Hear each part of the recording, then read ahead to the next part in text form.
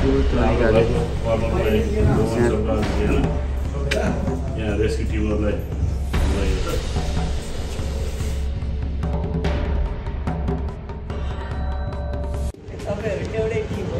Happy birthday ग्याङहरूले चाहिँ बिहानको कति बजी दाइ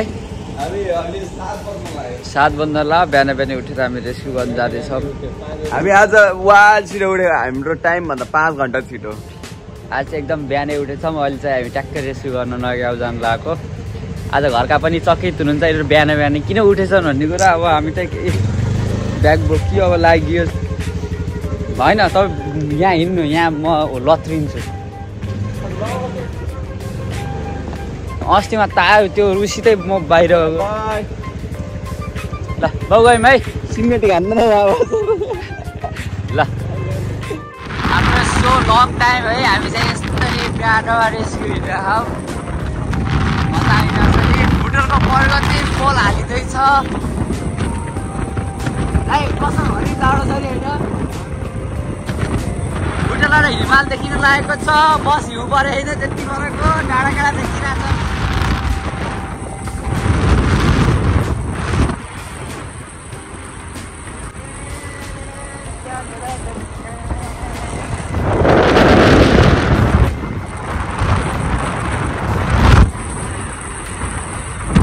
चेलीबेटी बिगार्ने दाजुभाइ बिगार्ने ठाउँ यही हो गाइस।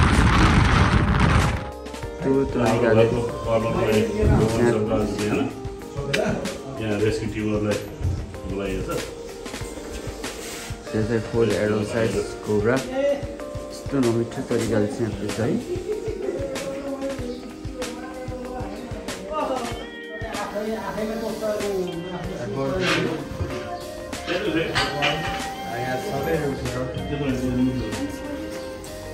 फायर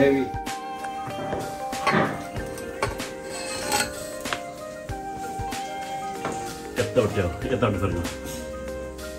ल पुच्छर अड्केर यहाँ ल्याबमा बसेको गोवन सरको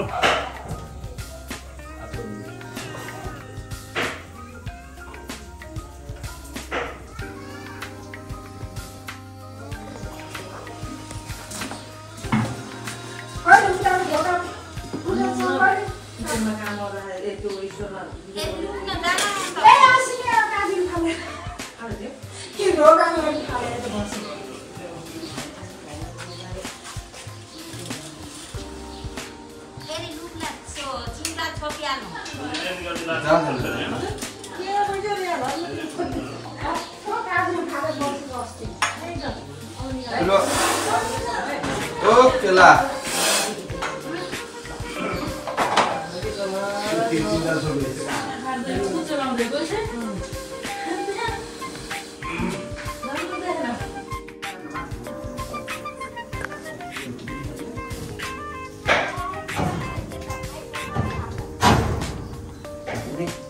टाउको समात्नु नि है।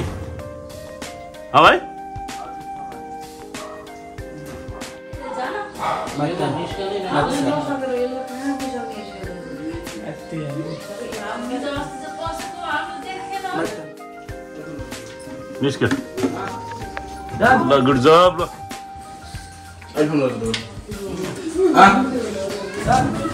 आइज अब चिसो मौसम सुरु भयो नि त। चिसो मौसम सुरु भएपछि ऊ चाहिँ बाहिर बस्न सक्दैन कि दिलोभित्र गएर बस्नु गाड महिना निस्के पनि घाम ताप्न निस्किने हो कि यिनीहरू। त्यही भएर ऊ आफ्नो खाना खोज्दाको खानु नपाएर यति सानो देखेको, नत्र यो ठुलै साइजको कोब्रा हो। यो राति आएर बस्यो, अब त्यहाँ निस्किने बेलामा आफ्नो पुच्छर अड्कियो।